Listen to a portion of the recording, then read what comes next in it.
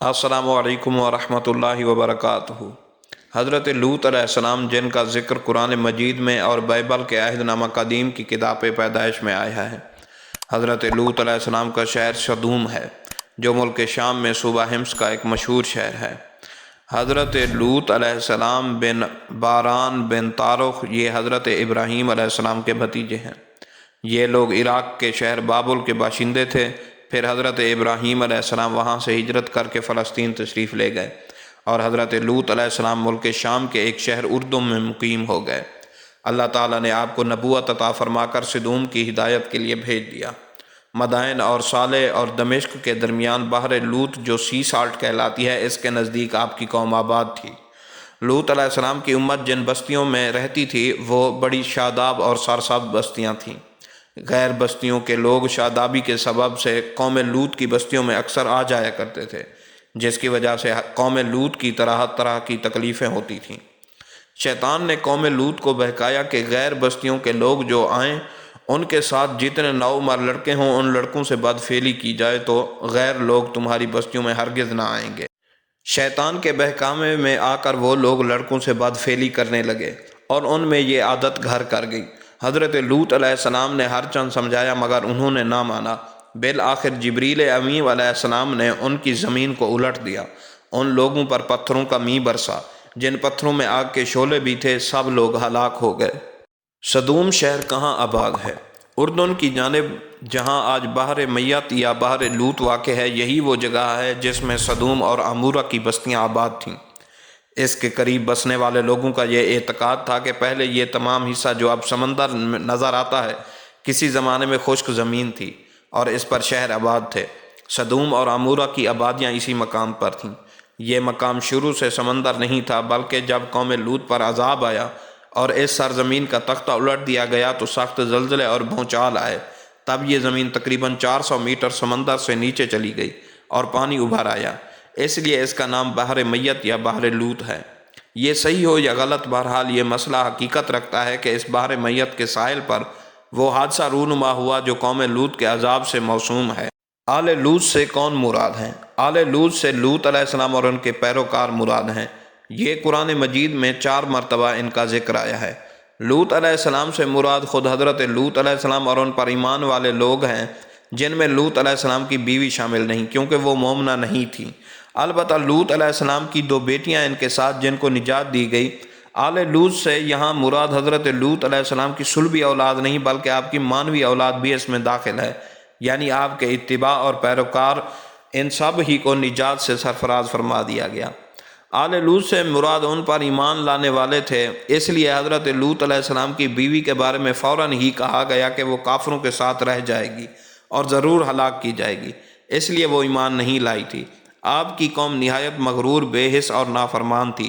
ان سب کا سب سے بڑا گناہ یہ تھا کہ ان میں مرد عورتوں کی بجائے مرد سے اپنی جسمانی حاجت پوری کرتے، زیادتی کرتے۔ شہر سدوم کی بستیاں بہت آباد اور نہایت سرسبز و شاداب تھیں اور وہاں طرح طرح کے اناج اور قسم قسم کے پھل اور میوے بکثرت تھے۔ شہر کی خوشحالی کی وجہ اکثر جا بجا لوگوں کے مہمان بن کر ان آبادیوں میں آیا کرتے تھے اور شہر کے لوگ ان کو مہمانوں کو مہمان نوازی کا بار اٹھانا پڑتا تھا۔ اس لیے اس شہر کے لوگ مہمانوں کی آمد سے بہت ہی کبیدہ خاطر اور تنگ ہو چکے تھے، مگر مہمانوں کو روکنے اور بھگانے کی کوئی صورت نظر نہیں آ رہی تھی۔ اس ماحول میں ابلیس لعین نے ایک بوڑھے کی صورت میں نمودار ہوا اور ان لوگوں سے کہنے لگا کہ اگر تم لوگ مہمانوں کی آمد سے نجات چاہتے ہو تو اس کی یہ تدبیر ہے کہ جب بھی کوئی مہمان تمہاری بستی میں آئے تو تم لوگ زبردستی اس کے ساتھ بدفعلی کرو۔ چنانچہ سب سے پہلے ابلیس خود ایک خوبصورت لڑکے کی شکل میں مہمان بن کر اس بستی میں داخل ہوا اور ان لوگوں سے خوب بدفعلی کرائی۔ اس طرح یہ فعل بد ان لوگوں نے شیطان سے سیکھا۔ پھر رفتہ رفتہ برے کام کے یہ لوگ اس قدر عادی بن گئے کہ عورتوں کو چھوڑ کر مردوں سے اپنی شہوت پوری کرنے لگے اور زیادتی کرنے لگے۔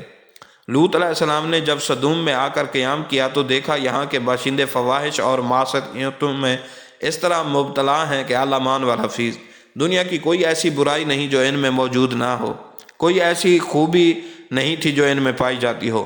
قرآن پاک ارشاد فرماتا ہے، اور یاد کرو لوط علیہ السلام کا واقعہ جب اس نے اپنی قوم سے کہا تم ایسے فحش کاموں میں مشغول ہو جس کو دنیا میں تم سے پہلے کسی نے نہیں کیا، یہ کہ بلا شبہ تم عورتوں کی بجائے شہوت کو مردوں سے پوری کرتے ہو، یقیناً تم حد سے گزرنے والے ہو۔ عبد الوہاب نجار کہتے ہیں کہ میں نے عبرانی ادب میں ایک کتاب میں ان کی بعض بدعمالیوں کا حال پڑھا، جس کا خلاصہ یہ ہے کہ اہل سدوم کی یہ عادت تھی کہ وہ باہر سے آنے والے تاجروں اور سوداگروں کو مال کو ایک نئے اور اچھوتے انداز سے لوٹ لیا کرتے تھے۔ چنانچہ ان کا یہ طریقہ تھا کہ جب کوئی سوداگر باہر سے آ کر سدوم میں مقیم ہوتا تو اس کے مال کو دیکھنے کے بہانے ہر شخص تھوڑی تھوڑی چیزیں اٹھاتا اور لے کر چل دیتا، اور تاجر بیچارہ حیران و پریشان رہ جاتا۔ اب اگر اس نے اپنے ضیاع مال کا شکوہ کیا تو رونے دھونے لگا، تو ان لٹیروں میں سے ایک آتا اور لوٹی ہوئی دو ایک چیزیں دکھلا کر کہنے لگتا، بھائی میں تو یہ لے گیا تھا اور تمہاری یہ چیز موجود ہے۔ وہ رنجیدہ آواز میں کہتا کہ میں اس کو لے کر کیا کروں گا، جہاں میرا سارا مال لٹ گیا وہاں یہ بھی صحیح، اپنے پاس رکھ۔ جب یہ معاملہ ختم ہو جاتا تو دوسرا آتا اور وہ بھی کوئی معمولی سی چیز دکھا کر کہتا کہ پہلے میں نے کہا تھا۔ سوداگر رنج و غم و غصہ میں پہلے کی طرح اس کو بھی لوٹا دیتا۔ اس طرح سب اس کا مال ہضم کر جاتے اور سوداگر لوٹ کھسوٹ کر بھگا دیتے۔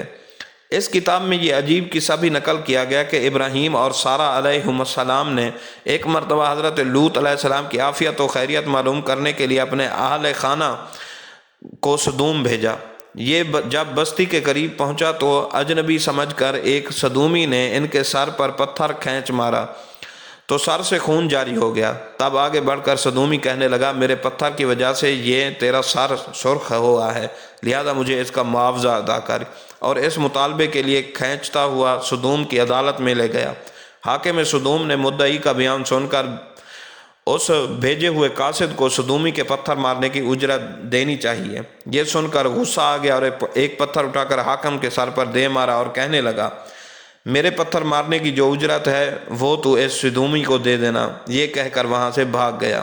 یہ واقعات صحیح ہوں یا غلط، لیکن ان سے یہ روشنی ضرور پڑتی ہے کہ اہل سدوم اس قدر ظلم، فحش، بے حیائی، بد اخلاقی اور فسق و فجور میں مبتلا تھے کہ اس زمانہ کی قوموں میں ان کی جانب اس قسم کے واقعات عام طور پر منسوب کیے جاتے ہیں۔